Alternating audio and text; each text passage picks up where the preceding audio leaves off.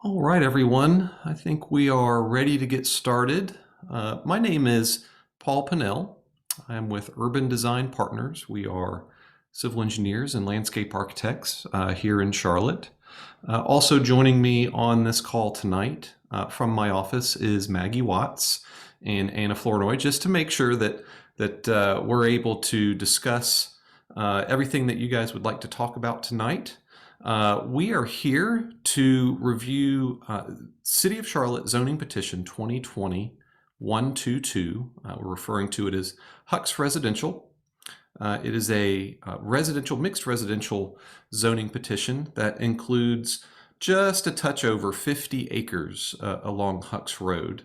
It's 50.03 acres. Currently, today, the zoning petition, the site is zoned MX3. MX3 would be mix of uses. It's a conditional district here in the city of Charlotte.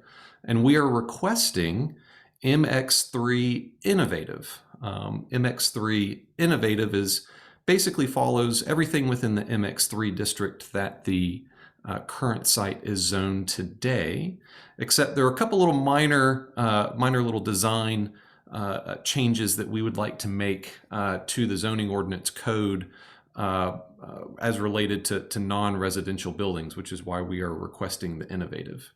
So you may be asking, why are we requesting a zoning petition for this particular site if it's already zoned? Well, actually, I'm sorry, everybody. Let me get down to the details on how we can operate tonight, just to make sure everything goes smoothly. So we would request, just because there's so many people on the call, it looks like right now there are about 25 participants, one of which is Council Member Renee Johnson. Thank you so much for taking your time tonight, Council Member, to join us. We all really appreciate you taking time out of your busy schedule to discuss this petition. We would like to try and keep everyone muted until maybe the end of the call, or we'll see how the chat function goes. But at the bottom of your screen, you should see a little chat function, a little chat box. If you click on that box, it will bring up a window where you can type a question. It should default to everyone. And you can type in your question regarding what we're currently covering in the petition, and we will try and go through and answer everyone's questions at the end. Anna Flournoy is taking records of the questions that are asked, and Maggie Watts with our office as well will be reading those questions aloud, just so we can go through and make sure we touch on everyone's the additional information they'd like to have tonight. So, as I had previously mentioned, the site's currently zoned MX3, and we're requesting an MX3 Innovative District here on the site that's basically at the corner of HUCKS Road and Old Statesville. It's primarily farmland. There's a single-family home on it today, and there's an existing pond there as well. I'm sure everyone here that's joining us tonight is familiar with the location. The city of Charlotte breaks down its city into area plans and future land use. For this particular location, the city of Charlotte has identified this particular site as appropriate for TOD residential. Now, there'll be a little bit more on that here in just a moment. We can discuss this in a bit more detail. But currently, right now, the future land use has identified this 50-acre parcel as TOD, that's transit-oriented development residential. Transit-oriented developments are typically very dense in nature. In the area plan from 2008, which is the North Lake Area Plan, and we'll discuss that here in just a moment. Well, actually, I'll go ahead and jump on forward here. The North Lake Area Plan, which was adopted in 2008, included the Eastfield Transit Station area, which this site is squarely located in. Years ago, this site was identified as appropriate for a transit-oriented development due to, I'm sure you're all familiar with, the Red Line. There's a lot of discussion these days regarding light rail in the city of Charlotte. And at one time, up until a few years ago, The current rail corridor that is directly adjacent this site, it's active. It's not a very active rail line, but it is nonetheless active, was identified as a potential transit line for light rail, and it was referred to as the Red Line. Those plans have slowed a bit.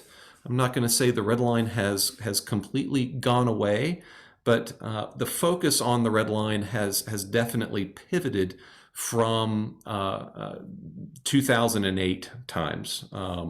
Now with the improvements that have been made to I-77, and then kind of a pivot to the city of Charlotte looking at the Silver Line, I think the Red Line is probably a few years out, to say the least.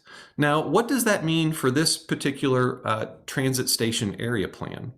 Well, I'd like to bring your attention to these two development areas noted as A and development area B on this slide here. So development area B is where we currently are located. And development area B has been identified within this area plan as transit-oriented residential developments, which include a high-density residential community that could also accommodate a limited amount of retail, institutional, civic, restaurant, service, and office uses. So that being said, if you look down here at the bottom of the page, basically what that is saying is the city of Charlotte would like to see residential uses at this location upwards of 20 dwelling units per acre. So that would be 20 residential homes per acre. So this being 50 acres times 20, you can do the math. I'm not, but that basically explains how this site has been identified on a land use perspective with the city of Charlotte. Now, we all know that right now the Red Line is many, many, many years out. And as the city of Charlotte continues to grow, I think it's probably somewhere between 50 and 60 people are moving to our city per day. There is a very high demand for homes for people to live in. But because the Red Line has kind of gone to the wayside and there's no transit station currently planned here in the foreseeable future, we're not certain that the 20 dwelling units per acre is really all that appropriate at this location. It seems too dense. We do know that residential homes are greatly needed in our city, but this may be a little bit too dense at this time, as explained within this area plan here. So I just wanted to bring that up, give a little bit of background as to why here. Why is a developer looking at this 50-acre site for development? This is why. I would like to bring up, and I can bring up the plans that were approved here back in 2005. So this site, which I had previously mentioned, was zoned MX3 for residential uses and a very small portion of retail uses. I believe the retail uses were 35,000 square feet of non-residential uses, and then upwards of 900, I believe it was 975 residential units. So that's currently what this entire area that you see east of the railroad, east of the existing rail line, this entire portion here is currently entitled and zoned for 975 units. So that said, within our particular development, which is identified here as the site, we are currently proposing. Let me back up. This is actually a copy of the current approved administrative rezoning plan that's in place for the layout. We can touch base on this a little bit more if anyone has questions. But what we're currently requesting within this petition, this is the current rezoning petition that's into the city of Charlotte for review, and it's being reviewed by city staff across many different departments, including planning, CDOT, CATS, stormwater services. What this particular petition is requesting is a mix of residential uses, including single family attached, that's a fancy way of saying townhomes, and then also planned multifamily, so apartments. The townhomes in the current plan are oriented closest to the existing neighborhood of Spring Park.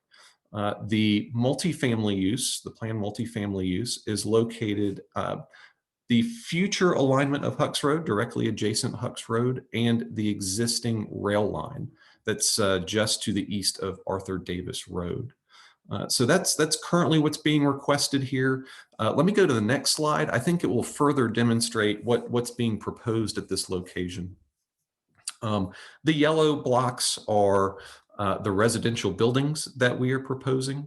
The larger yellow blocks plan south here. This would actually be to the west of the site and adjacent to the railroad. These would be the apartment uses, surface parking. We would have proposed public roads coming in off of existing HUCKS Road, and provide a few public roads meeting the subdivision ordinance requirements of the city of Charlotte. You can see here adjacent the site, this is the current entitlement directly adjacent this petition for townhomes. So basically what we're demonstrating here is that there are additional public roads that are proposed here. I believe construction has in fact begun for this site over here. I think dirt is being pushed around. And then these arrows here are demonstrating where we are planning on connecting to this future residential development that's under construction. You'll probably notice, and we can talk about this in more detail if there are some questions related to this, that this site plan, if you were following this petition early, this site plan is quite a bit different than the initial site plan that was submitted to the city of Charlotte back in September, I believe. So while we were taking this petition through the rezoning process, one of the more important aspects of land development is what is there today, what is existing today. So we requested a wetlands consultant to go out on site and investigate. All right, there's a pond out here. There's some lower portions of this site directly adjacent Spring Park, some homes that are in Spring Park. It is a little wet. You can see those areas down in here. And then you may be familiar with the existing pond. The dam here has actually been breached maybe in the last year or two. So that pond is quite a bit smaller. We're showing it here. We're delineating it here with this dashed line. But when this pond was drained, there was a stream that was revealed on site. And we are electing to not disturb anything that's there today. Within development, and certain drainage areas in the city of Charlotte, some streams and some ponds, they are required to be protected. In this particular case, these streams and these ponds have a 100-foot measured from the edge of pond or top of bank, a 100-foot no disturb buffer. So the line that you're seeing here that is delineating this existing condition of the pond and streams on site, that is actually going to remain undisturbed area. So when we discovered that these features were on site between submittal 2 and 3, this is submittal 3, we had to make quite a few revisions to accommodate these environmental features out here. The good news, the result is quite a lot of open space on site. So of the development area, again, which is 50 acres, just a touch under 8 acres of that will remain undisturbed open space. In addition to that, some disturbed open space areas totaling just a touch under 13. So within this particular petition, the total open space on site is just over 20 acres, which is actually a tremendous amount of open space. The benefit to this and us finding the open space and undisturbed open space on site and these environmental features, streams and lakes, really the benefit is to the Spring Park neighborhood. There are commitments that have been made within this petition to ensure that future townhomes are pulled quite far away from the existing homes that are there today. So there'll be an undisturbed swath under the electrical power lines, the electrical easement that's out there, and then also an additional 8 acres of undisturbed open space. So that's actually, in our opinion, a great benefit to the homeowners within that community. So with all petitions, especially ones that are including additional residential uses on site, when you reach certain thresholds in the city of Charlotte, you then trigger the need for traffic improvements. So these traffic improvements have been studied for the last 3 months as you have driven around in this area. You may have driven over a couple of the rubber hoses laying across the street. That was a result of our traffic consultant counting trips and counting cars out there today. With the additional 500 residential units that are within this, we have identified and studied and are currently coordinating with CDOT, the Charlotte Department of Transportation, and NCDOT, the North Carolina Department of Transportation, public infrastructure improvements which are being committed to mitigate and help remove any type of congestion that would be associated with this particular petition. So we can go through a few of those now. It's 3 key locations that are being committed to improve under the existing HUCKS road alignment. I can touch base a little bit on that here in just a moment as well. But as you exit the site, the actual site that's being proposed here, there would be 2 egress lanes, one turning right onto HUCKS Road, and then one turning left with 100 feet of storage onto HUCKS Road. In addition, there would be an eastbound left turn lane. So as you're moving along HUCKS Road, there would be a left turn into HUCKS Road where a new lane where folks would be able to stack or wait for oncoming traffic until they can turn left into the development. But there would still be a through lane on HUCKS Road as you're moving west to east. So that is a commitment within this particular petition. In addition, at the intersection of HUCKS Road and Old Statesville, the condition today is currently 2 lanes. You've got a lane in from Old Statesville and a turn lane to turn left or turn right on Old Statesville. So within this particular petition, the petitioner is committing to construct a left turn lane onto Old Statesville Road with 150 feet of storage, and then also construct a westbound turn lane onto HUCKS Road with 100 feet of storage with a 50-foot taper on HUCKS Road. So this would allow for the ease of turning left at this location and allow cars to stack while folks that want to turn right would still be able to do so without folks that are turning left slowing them down, and it'd be easier for folks to move along their way. Lastly, down Old Statesville Road a ways at the intersection of Old Statesville and Independence Hill Road. This is almost adjacent the MECDEC signing location. There's a commitment to construct a 100-foot storage right turn lane onto Independence Hill Road. There's quite a lot of traffic that flows through the Independence Hill Road. Of course, as you all know, it's a great cut through under 77 to get across the street to the grocery stores and the service uses that are right over there. I would like to bring up, we unfortunately don't have a slide that shows it, but NCDOT, at least I don't have a slide that demonstrate this within our petition. I have a PDF that I can share if there are any questions related to this. NCDOT currently has an improvement plan, a realignment plan. Let me go back one slide and I'll be able to show it a little better. A realignment plan for HUCKS Road. So as I had mentioned, HUCKS Road is a 2-lane road. NCDOT currently has approved design plans for a future HUCKS Road alignment that would realign HUCKS Road. There's a shaded area here.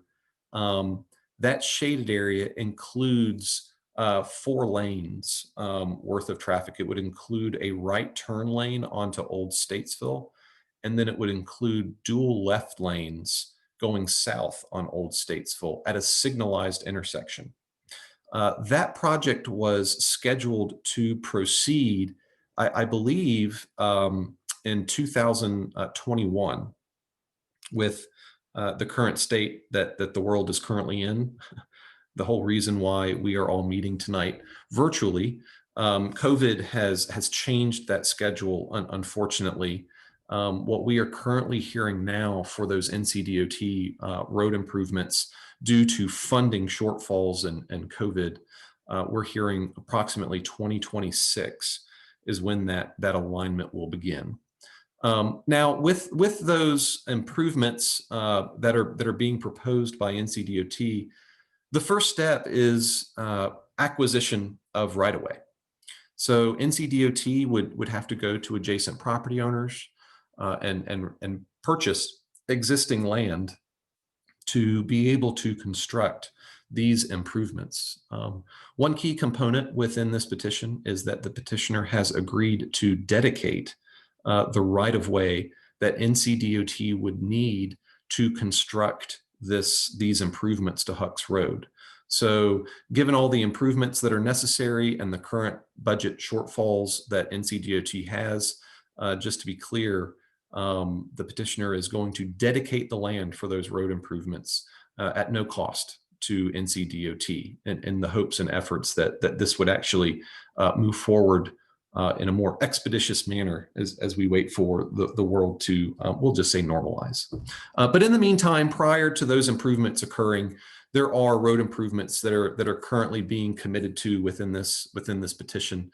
And if you have any more questions about those road improvements that are being committed to here, we can certainly discuss those at the end of this presentation.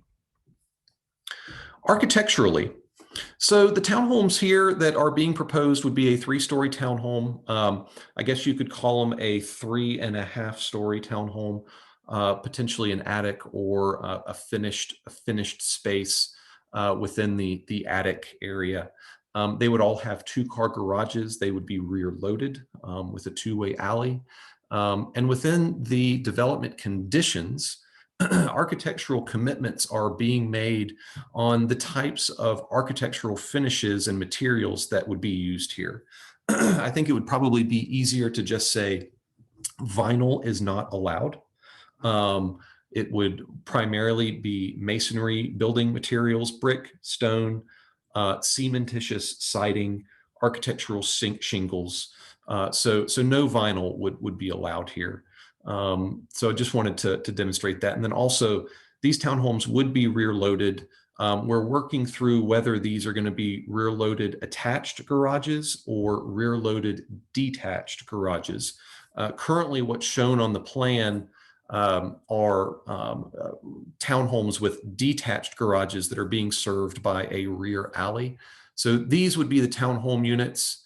The smaller squares are the detached garages. They would be paired up for each individual townhome and then served by a rear alley. These would then front on either a public right-of-way or a private street. And then the apartments, again, no vinyl would be allowed here. These would have cementitious siding. There are commitments to masonry materials, usable porches, usable patios. The architecture would be a high-end architecture.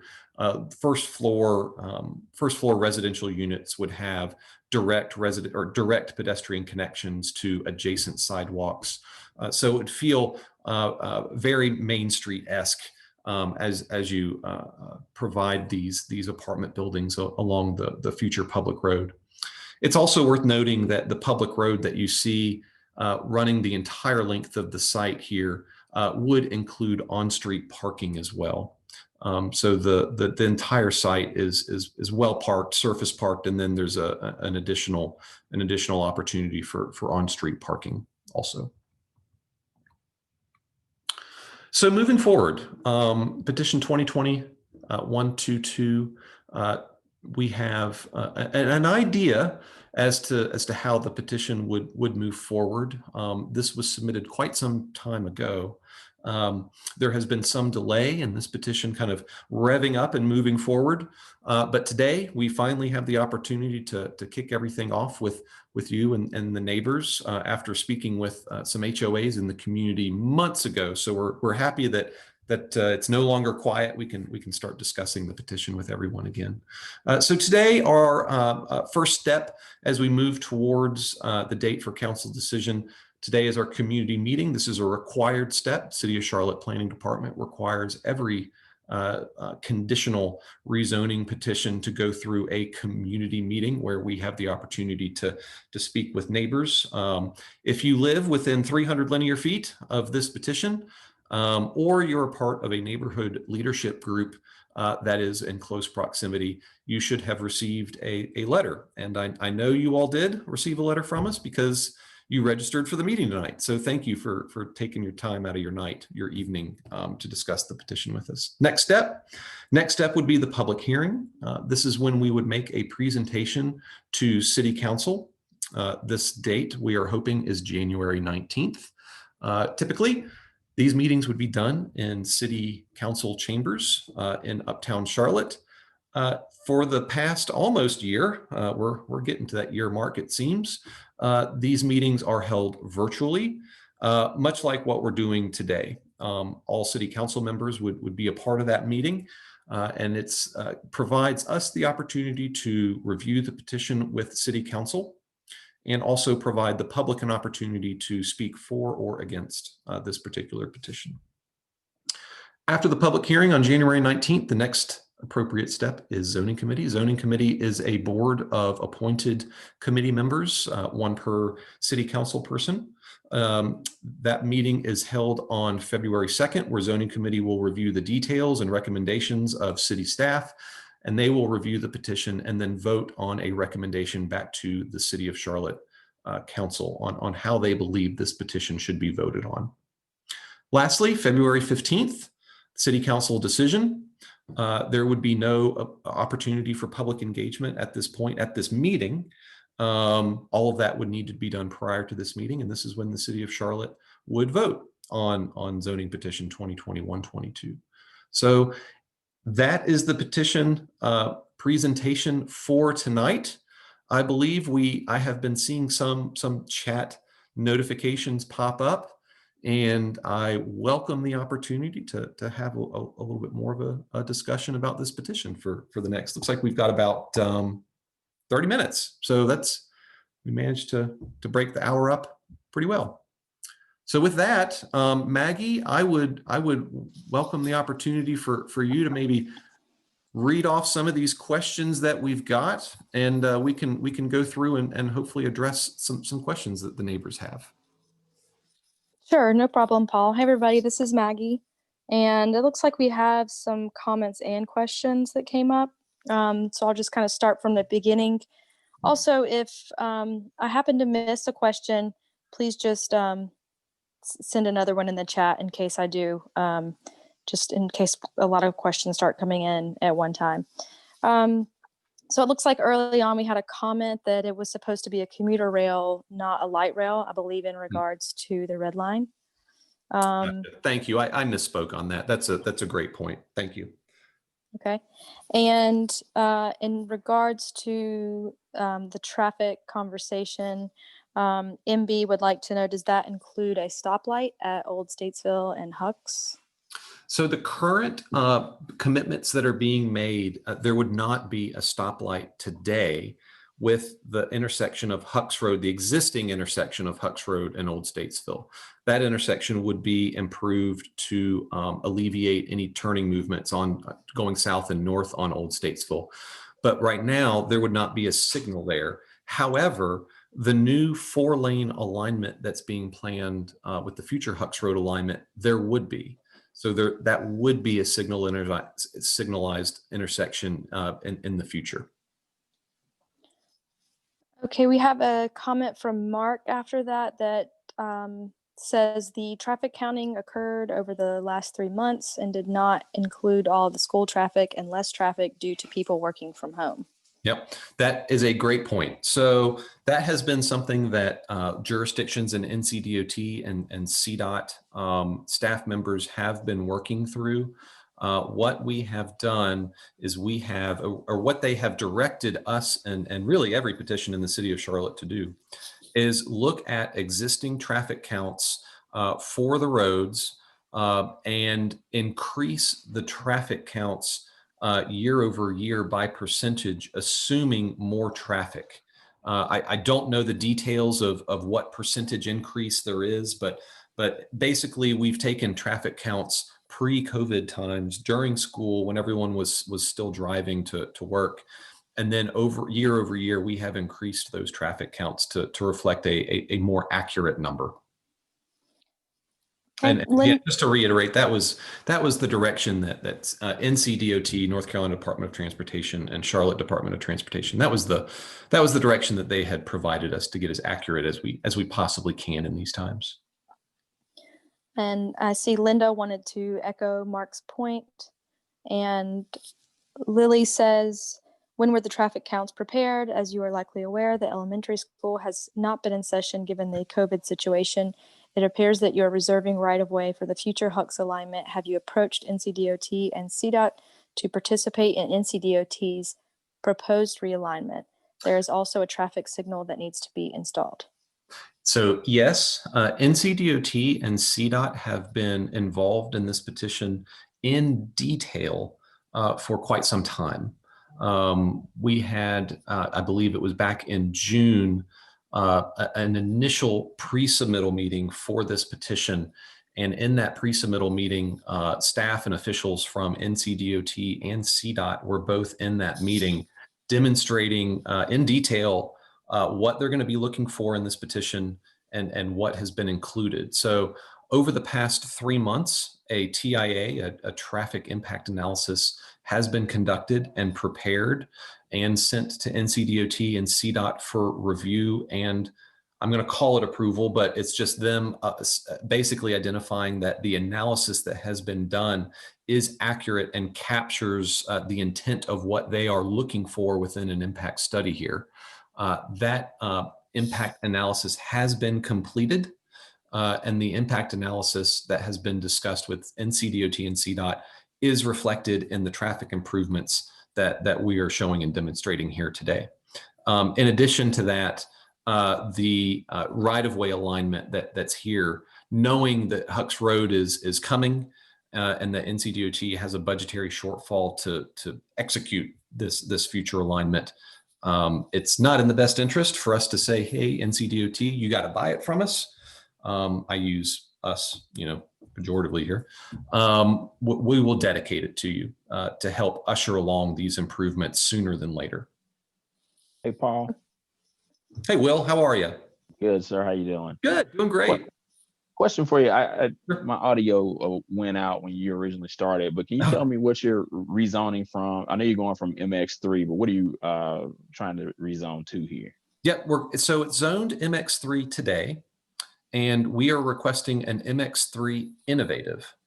The innovative design standard basically is just a request that we've got within the petition where we're asking for the detached townhomes in the back here to be located closer than what's allowable within current R22 MF, that's R22 multifamily standards.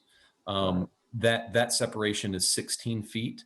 And really I don't want to get too in the weeds here, and Will, I'm happy to talk to you about this more in detail if you want to shoot me an email.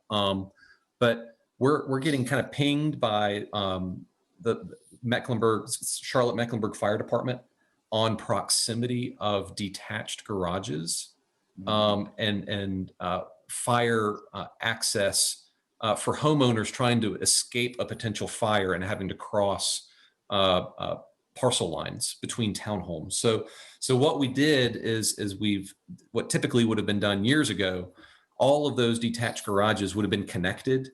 But unfortunately, under current code and how that's being interpreted, no one has a way to get out. If a home's on fire and they're in the middle, So what we've done is we've separated those detached garages just to allow people a safe means of getting away from a home and just a worst case scenario.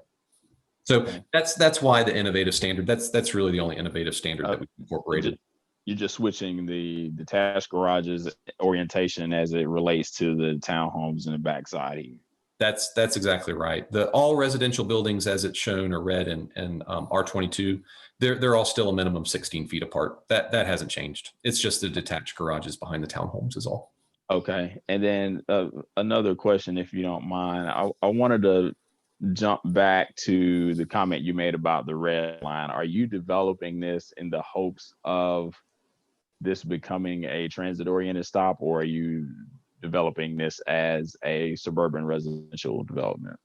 So a little bit of both. I think what we're doing is we're trying to reserve the right of way that's there today in the hopes that that potential rail corridor still could come through here.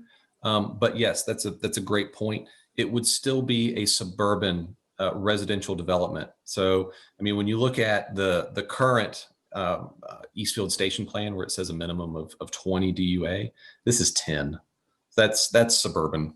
That's getting pretty low on the dwelling units per acre. So that's a great point to bring up, Will. It is a suburban residential development. Oh, okay, yeah, because I was just concerned about the fact that you're kind of pinning your hopes on the red line being developed, and there's probably no development headed on that in the foreseeable future. From what I understand, that the Norfolk Southern has option on that line coming up in 2026. And then they could extend to 2044, and they are the holdup on a red line. So that might not be in the foreseeable future. If we were coming in with a petition that was closer to that 20 DUA mark, then yeah, I think that would be a concern of mine as well for the petitioner that they're trying to achieve that type of density here. And I just, given the red line situation, I don't think that's an achievable density as shown in the area plan. But the area plan it's getting a little old. It's 12 years old now at this point. So that's concerning as well. Yeah, right. It's 12 years old. So I think as times have changed quite dramatically since 2008, we're proposing something here that we think is probably a little more appropriate than 20 DUA. Okay, last question, and then I'll let you move on. Are you going to be responsible for the traffic light at the realignment where you're deeding the land to CDOT, or if not, who would be responsible? So the responsible party there for that traffic light would actually be NCDOT. Okay. Thank you. Maggie, Will, is that it? You got any more? No, I'll be following up with you. Just Sounds a little good. bit more in detailed question. I want to monopolize time. Sounds great. Maggie, you want to keep going through some of the questions? Sure. Here? Yeah. Okay. Carol says since the zoning allows, are there any amenities such as shops and stores included in the proposal? These additions could lead to decrease in traffic, improve walkability, and be enjoyed by the surrounding community. So there are no non-residential uses being proposed within this petition. So there's no retail or commercial uses, and actually the residential uses would that's actually an extremely intense traffic use. So what's being proposed here without the non-residential uses will actually keep the number of trips down. For example, just off the top of my head, I'm going to use an example of another petition I'm currently working on that has 336 residential units. The traffic counts there would be 1,800 traffic counts per day. And then it has 15,000 retail square foot, 15,000 square feet in retail.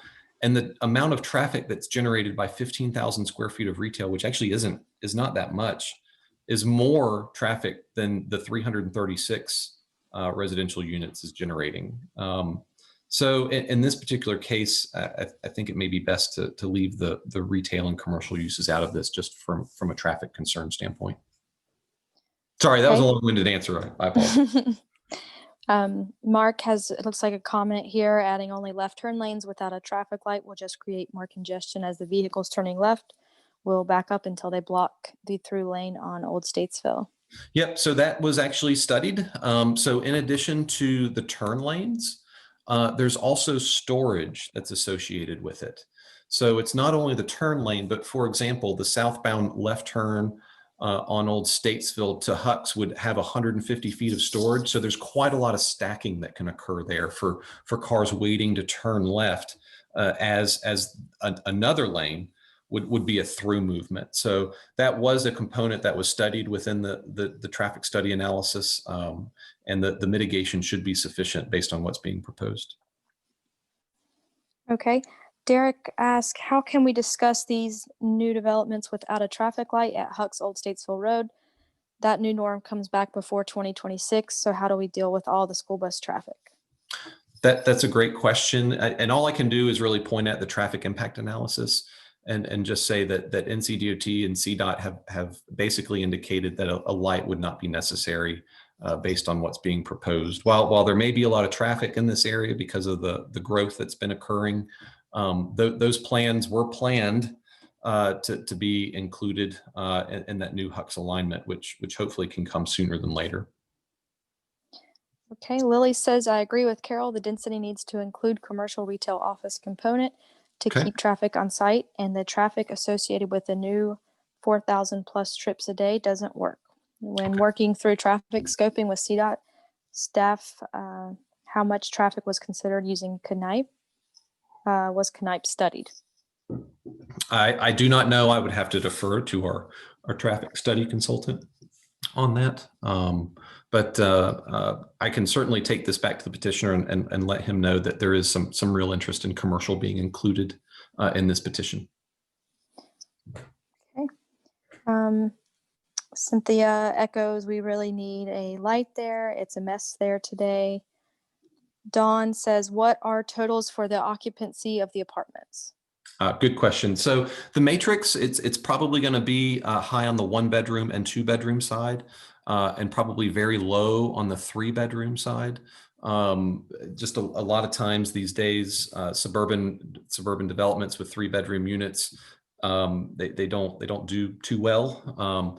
I do not know what those matrices are, but I can definitely attest that it will likely be heavy on the 1-bedroom and 2-bedroom, and then a few 3-bedroom in there as well, but not nearly as many as 1 and 2 bedrooms in each building. And what are you anticipating rent for on those? That's a great question. I have no idea, Will. I'm sorry. I don't have that info, but I can find out and let you know. What I do know actually is I do have a starting price on the townhomes. The starting price on the townhomes is $290,000, and then it will go up from there based on whatever options buyers want to include in the townhome. So it will certainly help and assist the rising home values in this community. Okay. Joy says she agrees with Cynthia. It's so bad now, I believe, regarding the traffic. What happens when all these homes are added? I believe that was more of a comment. Donna asked, if this project is approved, what is the expected build timeline of this project? Yep. So going through the zoning petition and assuming a council decision approval, let's just assume that in February, 6 months, 7 months from there, we would be working on a whole new permit process, land development permitting. Construction would likely begin, say, 8 months after February. So you'd probably be looking at construction beginning or dirt being moved potentially as this time next year. And then another 18 months for construction. So we're probably looking at about 2 years out. Cynthia asked if you know who the builders for the homes and or apartments will be. Not at this time. MVP Equities, which is the petitioner, is currently who is attracting builders for this particular site. Okay. And Mark, I think, just had a comment about the TIA again and expressing concern because schools have been closed. Okay. And I would like to say we're documenting the next step in this process. We're going to be documenting everyone's questions tonight, whether we get to all of them or not. We're going to try and get through them here. We've got about 15 more minutes. But we're going to document all of these questions and then provide those back to City of Charlotte staff. And they'll be posted online at rezoning.org. It's rezoning.org. That's the City of Charlotte's rezoning petition website. And you can go and look this up and see all the documentation that's been provided, including this meeting.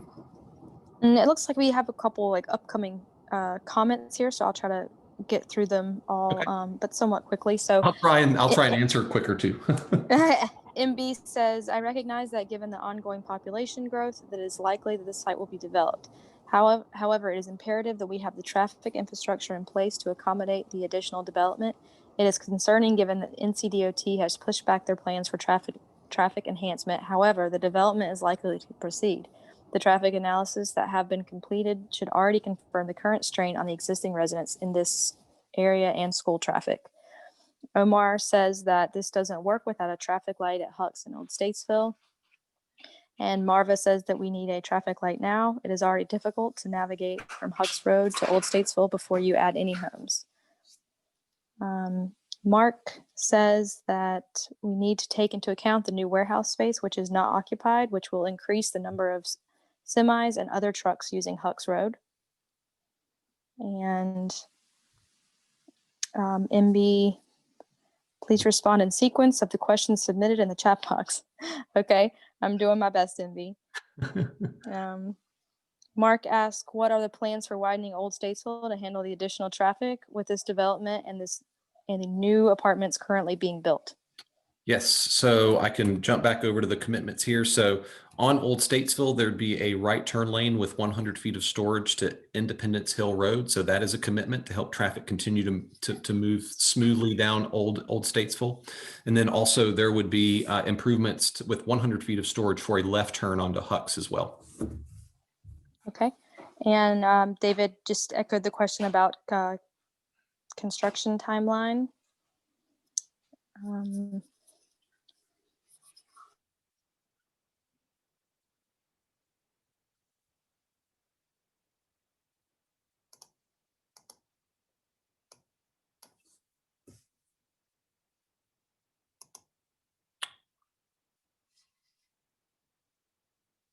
Maggie, did I lose you? Are you there? Let's see here. We might have lost Maggie, everybody. Let's see here. Mute yourself and explain this question a little better. I'm not sure if I'm reading it properly. Oh, there you go, Maggie. We lost you for a moment, Maggie. Okay. You might want to back up 30 seconds and then. All right. I was actually on Lily's, I think it's a comment. She says, let's talk about the distribution a little more. Given the retail draws traffic towards it, reducing residential and increasing retail trips to Knipe into Old Statesville and the HUCKS 115 intersection is the problem. Noted. We'll definitely take all this back to the traffic consultant and let them know everyone's concerns tonight. Okay. David has a comment that he would no commercial space. No commercials. Okay. MB would like to hear councils share, Councilmember Johnson share her perspective.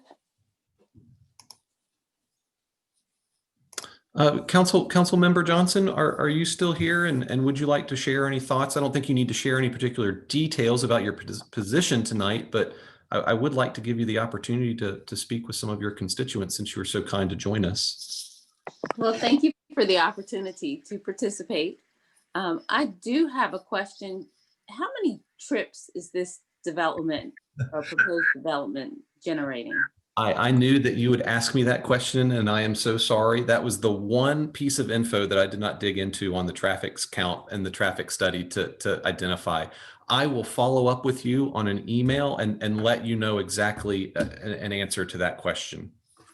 The reason I ask is because it's is it 126 units? So it's a total of 511 residential units. In okay, 511. Okay. Right. Because I've been working with CDOT on this development for a while. I've been asking about it because when I ran, one of the concerns from the residents was that, you know, during rush hour, there's a 45-minute wait time, or can be a 45-minute wait time at that intersection. So I've driven by a couple of times, and and just tried to envision how that would work, especially with the railroad track right there. So that is a concern of the resident. So that would be a concern of mine. I've worked closely with Lakeisha and Robin. I have a call into them again. I know that the NCDOT project has been delayed. So that's definitely, it sounds like a great project, but that area, that intersection is just so small, and there's the railroad track, and that just seems like an area of conflict. And we just, if it's a traffic light that would mitigate that, then that's something that, you know, maybe you can take back to the developer. We will absolutely do that. But yeah, that's just my perspective right now. Okay. So thank you. Thank you. Okay, I'll continue with Sharon's comment that a storage lane isn't going to do anything except stack cars that can't make the left turn onto Old Statesville. A light is needed. Marva says that I have lived in Spring Park for 18 years. We have needed a light for at least 15 of those years. Why can't you fund a light instead of NCDOT, since your project will make an already bad situation worse? There's a lot of talk and concern about the traffic light, and I give you everyone's word that I will take this directly to the petitioner. This will be the number one item that I'm hearing coming out of this discussion tonight about the signalization of the HUCKS Road and Old Statesville intersection. And I believe that's what the next comment from Lily is also echoing, is the need for a light. Dawn asks, looking at the future pictures, how many will be townhomes and how many will be apartments? Will there be single family homes in the future areas? So so in this particular petition, 105 are single family attached, the townhomes, and then potentially up to 406 would be the residential multifamily, the apartments. Townhomes in the back, and then there are single family homes which are currently being developed. Well, let me see if I can. There we go. There are single family homes that are currently under development further down, closer to Independence, the intersection of Independence and Old Statesville, further in the back. So the density kind of steps down from the HUCKS Road intersection, and then it slowly kind of steps back to single family uses in the rear. And Lily asked, has the traffic impact study been approved, or are you still receiving comments? We do have comments, and we're addressing the comments as best we can. Okay. Christy asked, how many private residences will have to be bought out for this construction? So the property is actually owned by one single property owner. So it's one, just one family. It's been the same property owner for quite some time now. Lily, you made a comment, I believe, about townhomes and multifamily. I'm not sure if that was about density. If you want to follow that up with another question, or unmute yourself and follow that up, just let us know. Omar says the 100 feet or so, the 100 or so feet of storage does not ease the mind for those of us that get to Old Statesville from HUCKS. Okay. And Shika says, is HUCKS a state road, which would make it so it's NCDOT's responsibility to install a traffic light, which is a question she had. So that's yes. I mean, in a nutshell, the responsibility would fall on NCDOT. However, rezonings could potentially capture a contribution to a traffic light, or a commitment could be made to a traffic light. An example, that happens sometimes with particular petitions. In lieu of that, the petitioner was hoping that he would be able to dedicate the land for the future HUCKS Road alignment that's currently shown. But again, sharing everyone's concerns tonight, we will absolutely speak with the petitioner and NCDOT and CDOT about everyone's concerns about a traffic light at HUCKS and Old Statesville. Zachary asked, will a recording of this meeting be made available afterwards? Yes, it will. So we are recording the meeting right now for a period of 10 days. This presentation will be posted to our website. We Today we are running into a technical issue to our website, so please bear with us on that. But the petition will eventually be posted to our website, as well as the actual presentation that we made.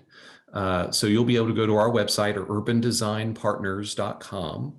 It's urbandesignpartners.com.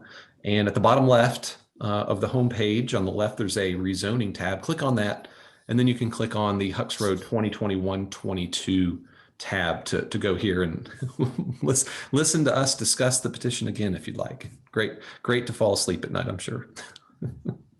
And Sharon asks, can we find these maps you showed online? I believe she's talking about the presentation as well. Yes, the And- presentation will be posted as well, so everyone will be able to have access to the presentation that I shared tonight. Okay. Derek had a question. When the traffic assessment was being done, was the carrier manufacturing plant considered? Yes, it was. The industrial adjacent uses were considered. And Lily, thank you for following up. Her metric she gave earlier was a traffic trip approximate 7 per townhome and 6.5 per multifamily unit. That sounds approximately correct. We'll share those numbers, and if you'd like, you can actually follow up with me on an email, and I'll be happy to share those numbers. I actually seem to think that the traffic analysis may be posted online. It may be there on the petition's website. So check there, and if you can't find it there, please feel free to email me, and I'll provide those counts. Donna had a comment. The previous builder, Gandy, was contracted to install a traffic light. If they were to be able to move forward with their building plans. I'll look for that in the previous approved petition. We'll check that out, because the traffic light is important for the success of this development, as also the low stress of the adjacent neighbors. So we definitely don't want to create an exponential traffic problem with this. We want to improve it for everyone's benefit. Cynthia asked, how many bedrooms did you say? 1 to 2 are not ideal for families, more like for roommates. Yeah, so this one would be 1 and 2 bedroom units with 3 bedrooms, but I don't know the details of what that matrix would be. I'm currently on, I don't know what the matrix and makeup is of the bedrooms. And it looks like Lily has a comment to encourage everyone to show up against this rezoning on January 19th, and that we need traffic improvements at HUCKS and 115. Well, we would certainly appreciate you not showing up against it. We will do everything we can to help alleviate any concerns that the community has. And you know, just as a reminder, this particular site is already entitled for quite a bit more residential units, and we certainly want something to happen here, and we certainly hope that we can continue to work with the community and neighborhood and figure out what that can be. Hi, this is Veronica Hodges. I have a question about the properties that are posed in this proposal. Will there be subsidized housing in the apartment complex or any other properties? There's currently no subsidized housing planned within the residential development, and there's nothing being committed to within the rezoning as well. Okay, thanks. Mm-hmm. MB would like to know if there are any impact fees associated with the project, and if so, what will that go towards? So City of Charlotte doesn't really have impact fees associated with education. That's not a component of rezonings in the City of Charlotte. Right now, what is being contributed to are public road infrastructure improvements. Mark asks, where will your exit road intersect with HUCKS Road? Will it be directly across from Silver Park Drive? Also, what are your plans for the vacant triangle at the southwestern corner of your property? So it would align with Silver Park Drive, and then the triangle right now that's currently shown there are no plans for that. Let me go back. It's just open space. This is a conditional plan. So if this plan were to be approved, it will be open space. And Cynthia would like to know if the questions are being collected and will they be answered in the near future? So we are taking a tally of all of the questions, and we are recording them. Anna from my team is joining us tonight and documenting everyone's questions. Those will be put into a document, a Word document, and they will be posted online for everyone to view. I see here that MB would like to thank Council Member Johnson for acknowledging the infrastructure challenges that exist to support the project. And she also says, I hope you will articulate these concerns with full counsel on our behalf. And Cynthia asks, no subsidized houses currently planned. That means it could change, and that's a question. It could, as we go through the rezoning process, everything is kind of on the table for discussion. So that may change depending on how this petition proceeds. And everyone, with that, I have, oh, wait, I see one more. Yeah. Sidewalk along HUCKS. So there would be, yes, that's actually a development standard, minimum standard for the city of Charlotte to provide sidewalks adjacent rights of way that are being improved. So yeah, there would be sidewalks adjacent all proposed public and internal private streets, as well as HUCKS. So it would be a very walkable condition for everyone. All right. There was a follow-up to that. A couple real quick. MB says, please be advised that we have subsidized housing at the other end of HUCKS, Brown Road, across from Food Lion. Okay. And Lily says it would stop at the property line, which I believe she's talking about the sidewalk. Oh, yes, it would. It would stop at the property line. So it'd be all road improvements that are occurring directly adjacent the existing parcel. That's where the sidewalk would go in. So that's a great question. Let's see, and we're going to go for one more here. It's getting late. I know everyone's time is valuable, and I've got to put my little one to bed. But the open space on site. So we've got this open space here. The green areas are, the dark green is undisturbed open space that will not be disturbed. And then the rest is remaining open space. So total open space on site of just over 20 acres of the 50. All right. Well, everyone, we all really appreciate you taking the time to join us tonight. Thank you so much. And also for being flexible and understanding for doing this meeting virtually. These are interesting times we're all living in. Hopefully we see a light at the end of the tunnel here. But if you have any concerns, please feel free to reach out to me. My email address is paul@urbandesignpartners.com. And we look forward to continuing to work with council and the community on this petition as we move forward. I hope everyone takes care of themselves and washes those hands and stays healthy. And I look forward to maybe seeing you guys sometime in the future if we get through this sooner than later. So take care, everybody, and thank you again tonight. Have a good evening.